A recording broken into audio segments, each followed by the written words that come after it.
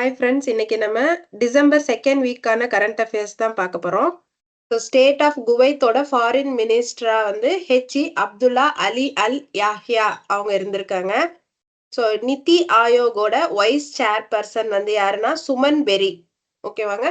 So NITI ஆயோகோட abbreviation national institute for transforming India. So அடுத்தது வந்து பாருங்க, அன்ன சக்ரா அதை வந்து டெவலப் பண்ணது வந்து வேர்ல்டு ஃபுட் ப்ரோக்ராம். அவங்களும் foundation for innovation and technology transfer இவங்க 2 பேரும் சேர்ந்து ப்ரோக்ராம் அன்ன சக்ரான்னு டெவலப் பண்ணியிருக்காங்க.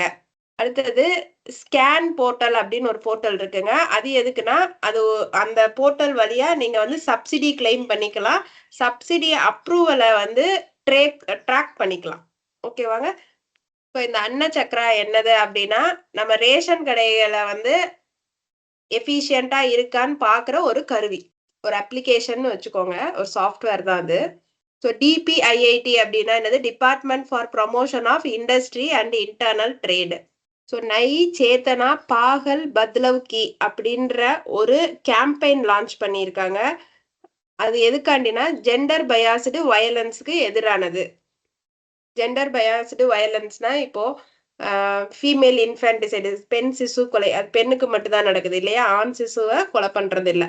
அப்ப இது வந்து ஜெண்டர் பேஸ்டு, ஒரு ஜெண்டரை பொறுத்து, அதாவது பெண்ணுன்ற ஒரு ஜெண்டரை பொறுத்து அவங்களுக்கு ஏற்படுற ஒரு கொடுமை.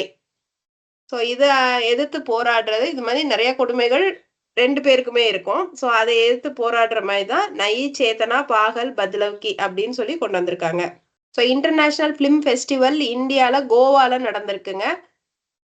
ஸோ அதுல ரொம்ப இம்பார்ட்டண்ட்டான ஒன்று வந்து golden peacock award best feature ஃபிலிம்க்கு கொடுத்துருக்காங்க. அதுல வின்னர் வந்து டாக்ஸிக் அப்படின்ற ஃபிலிம். லாங்குவேஜ் பார்த்தீங்கன்னா லூத்தியானியன் லாங்குவேஜ். அவங்களுக்கு 40 லட்ச ரூபா ப்ரைஸ் மணி கிடைச்சிருக்கு. ப்ரைஸ் மணியோட அமௌண்ட் வேணா எந்த லாங்குவேஜ் என்ன படம் அது மட்டும் பார்த்துக்கிட்டா போதுங்க. ஸோ இதுல இந்தியன் வின்னர்ஸை மட்டும் நீங்க தெரிஞ்சுக்கலாம். Indian film personality of the year வந்து விக்ரந்த் மாசே. அதே மாதிரி best debut director of Indian future film வந்து நவ்ஜோத் பண்டிவாதேக்கர். ஸோ டிபிஐஐடி ஃப்ளிப்கார்ட்டோட பார்ட்னர் பண்ணி இந்த இந்தியன் ஸ்டார்ட் அப்ஸ்காண்டி யூஎஸ்டி 100 மில்லியன் ஃபண்டை வந்து ரைஸ் பண்ணியிருக்காங்க. அதாவது திரட்டியிருக்காங்க, நிதி திரட்டியிருக்காங்க. உர்ஜவீர் ஸ்கீம் அப்படின்னு ஒன்று இருக்குங்க. அது வந்து என்னதுன்னா எனர்ஜி எஃபிஷியன்சி சர்வீசஸ் லிமிடெட் அப்படின்ற ஸ்கீமு.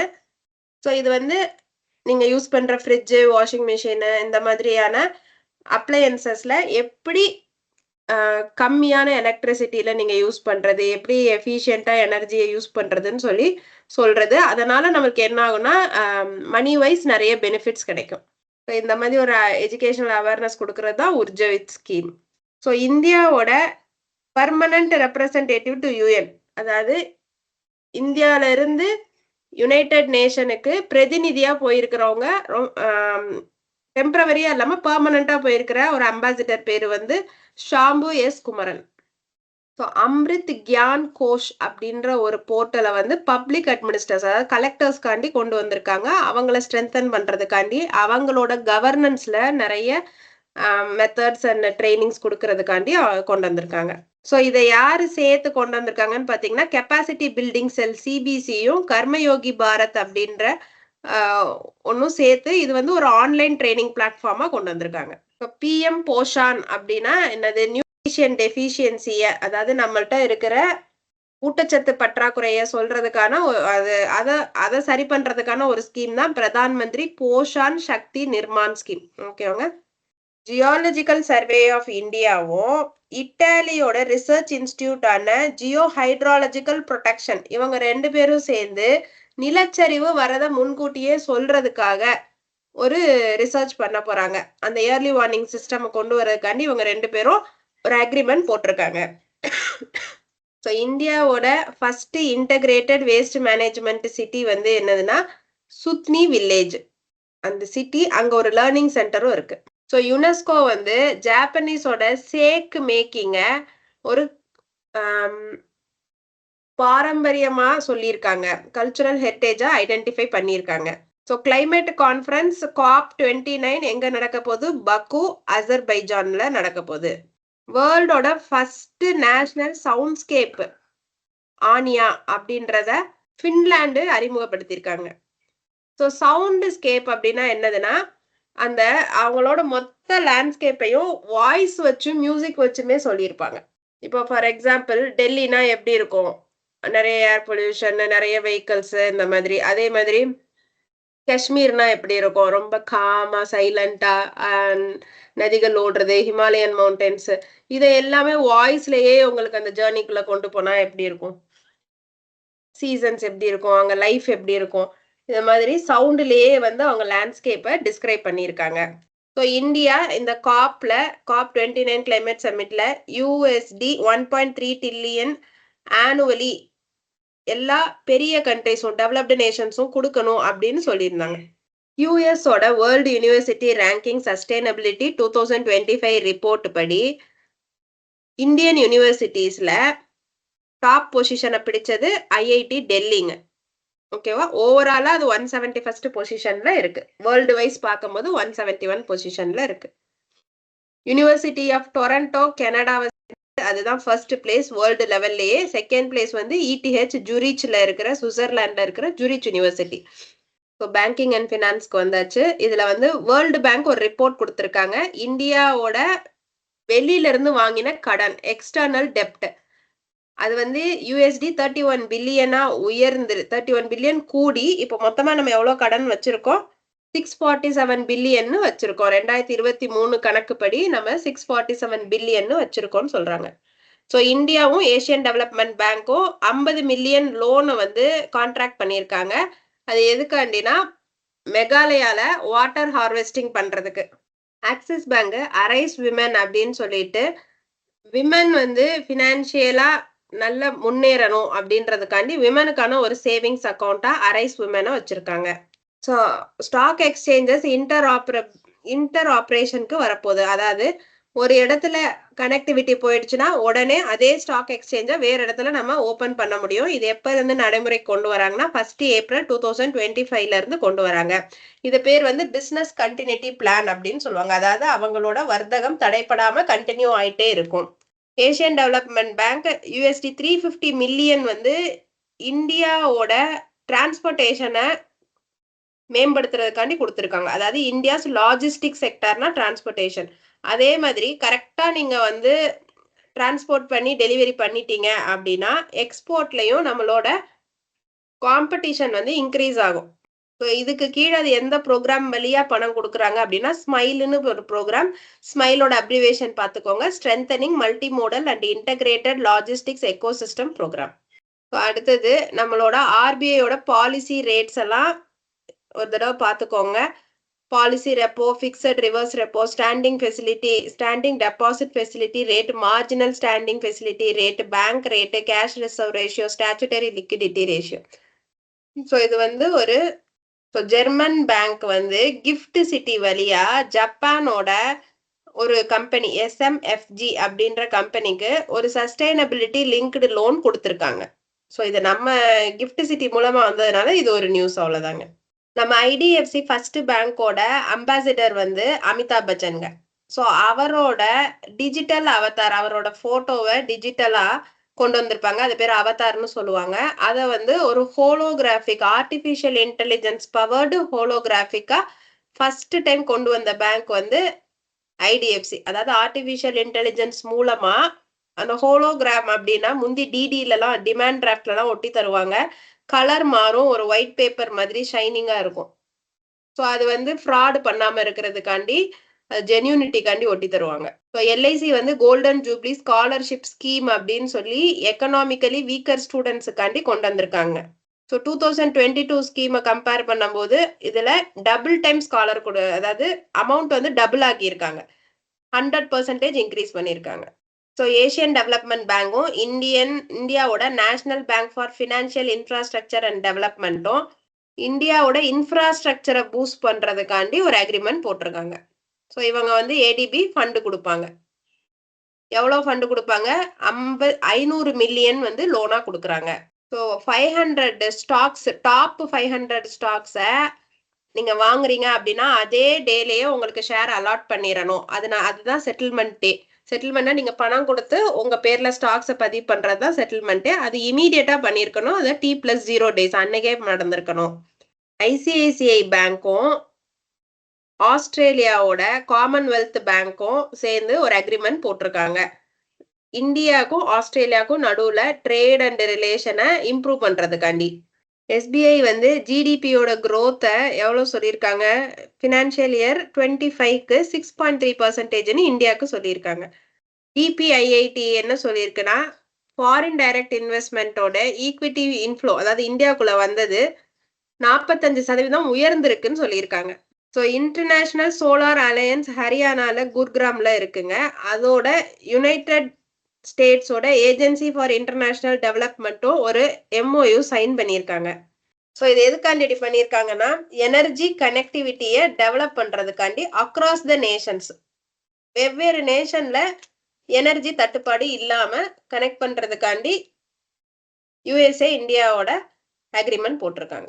ஏசியன் டெவலப்மெண்ட் பேங்க் இந்தியாவோட ஜிடிபி ஃபினான்ஷியல் இயர் 25க்கு எவ்வளவு சொல்லியிருக்காங்க? 6.5% சொல்லியிருக்காங்க. 0.5 குறைச்சிருக்காங்க. 50 பேசிஸ் பாயிண்ட்ஸ் அப்படின்னா இது வந்து பேசிஸ் பாயிண்ட்ஸுங்க.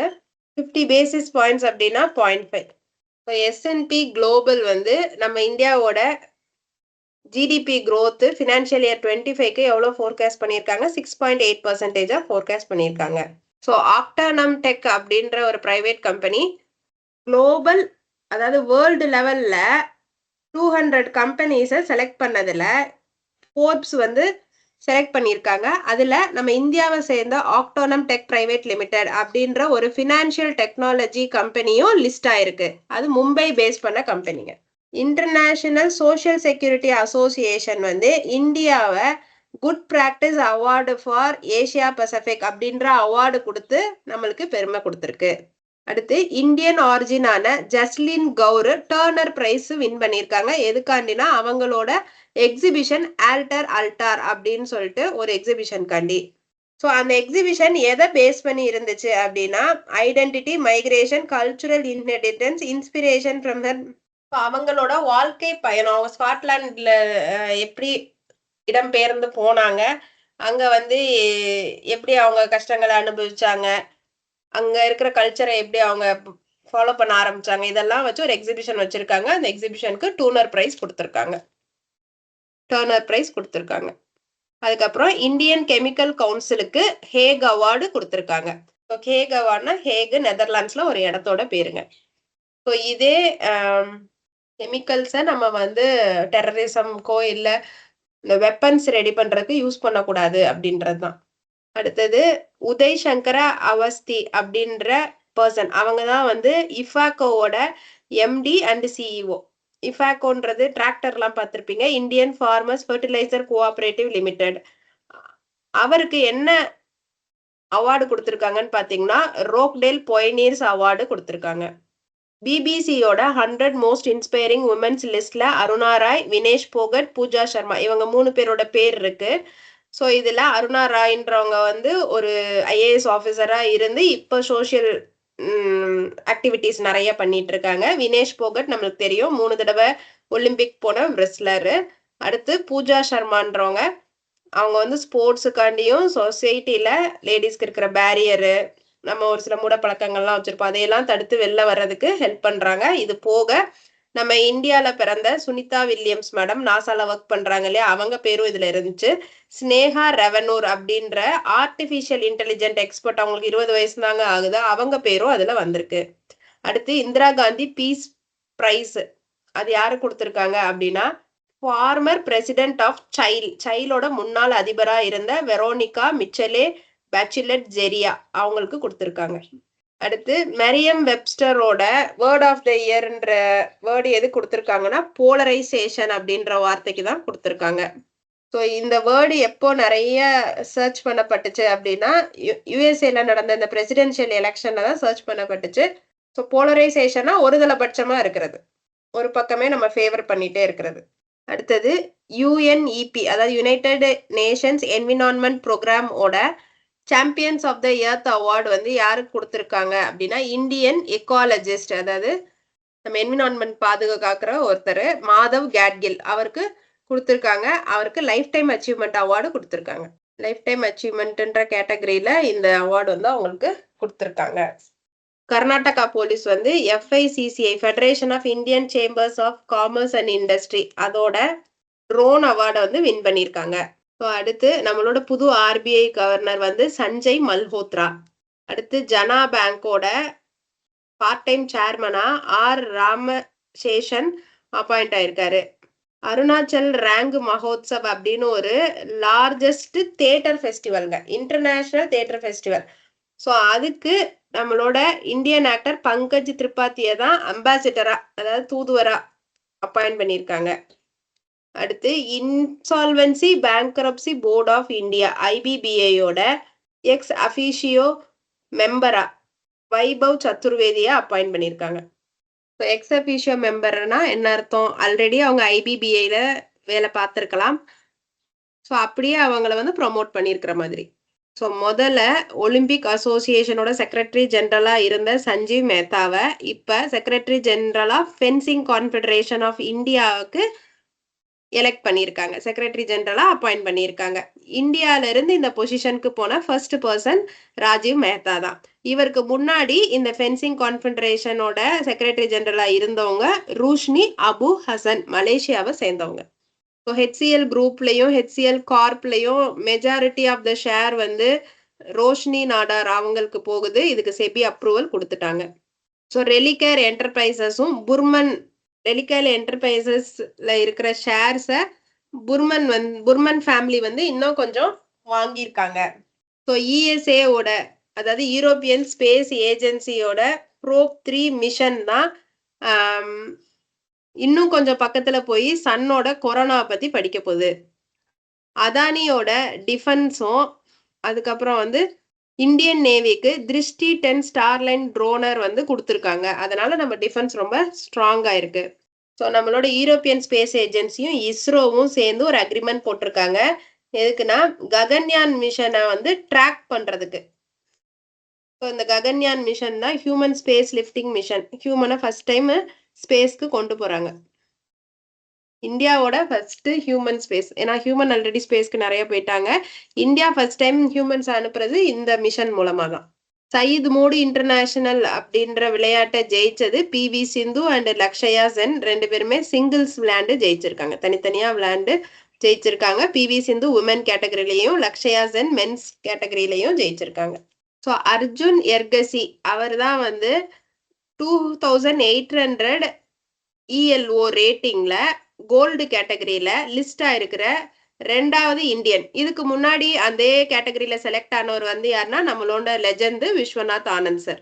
ஸோ ஆஷிஷ் கான் அப்படின்றவர் வந்து ஒரு சரோத் பிளேயருங்க. அது ஒரு இன்ஸ்ட்ருமெண்ட், அதோட வாசிக்கிற இந்தியன் கிளாசிக்கல் மியூசிஷியன். இவர் சங்கீத் நாட்டக் அகாடமி அந்த அவார்டு வாங்கியிருக்காரு. பத்ம விபூஷன்லாம் வாங்கியிருக்காரு. மகாராஷ்டிராவோட கவர்னராகவும் இருந்திருக்காரு. அடுத்து அர்ஜுனா அவார்டியான ராஜ் மன்சந்தா அவர் வந்து ஒரு இந்தியன் ஸ்குவாஷ் பிளேயருங்க. பேட்மிண்டன்லயே வந்து ஷாட்ஸ் வந்து ரொம்ப குவிக் அண்ட் திக்கா இருக்கும். அதுதான் இந்தியன் ஸ்குவாஷ். ஸோ அந்த பிளேயர் இவர். டாக்டர் அசுதோஷ் கோட்வாலோட பயோகிராஃபி பேர் பார்த்தீங்கன்னா beyond the Higgs boson, the W boson and doctor Ashutosh Kotwal's quest for the unknown அப்படின்னு ஒரு புக்கு. அது வந்து ஹார்ப் அண்ட் காலின்ஸ் பப்ளிகேஷன்ஸ் வந்து பப்ளிஷ் பண்றாங்க. அடுத்தது நம்மளோட external affairs minister doctor Jaishankar அவர் வந்து விக்ரம் சம்பத் அப்படின்றவர் எழுதின book Tipu Sultan the saga of Mysore interregnum அப்படின்ற புக்கை இவங்க ரிலீஸ் பண்ணியிருக்காங்க. திப்பு சுல்தான் எப்படி வந்து பிரிட்டிஷர்ஸை விரட்டினாரு அப்படின்ற அவரோட பங்கு என்ன அப்படின்றது தான் இந்த புக்ல இருக்கும். So world soil day December 5ங்க. International anti corruption day December 9, human rights day December 10, international mountain day December 11. இது வந்து இம்பார்ட்டன்ட். ஏன்னா இந்தியாவை சேர்ந்த அர்ஜுன் வாஜ்பாய் ரீசெண்டா சைனாவோட ஹையஸ்ட் பீக்கை கிளைம் பண்ணியிருக்காரு. அடுத்து யூனிசெஃப் டே, அது வந்து குழந்தைங்க சம்பந்தப்பட்டதுனால டிசம்பர் 11. ஸோ இதோட செகண்ட் வீக்கான கரண்ட் அஃபேர்ஸ், டிசம்பர் செகண்ட் வீக்கான கரண்ட் அஃபேர்ஸ் முடிஞ்சிருச்சு ஃப்ரெண்ட்ஸ். தேங்க்யூ.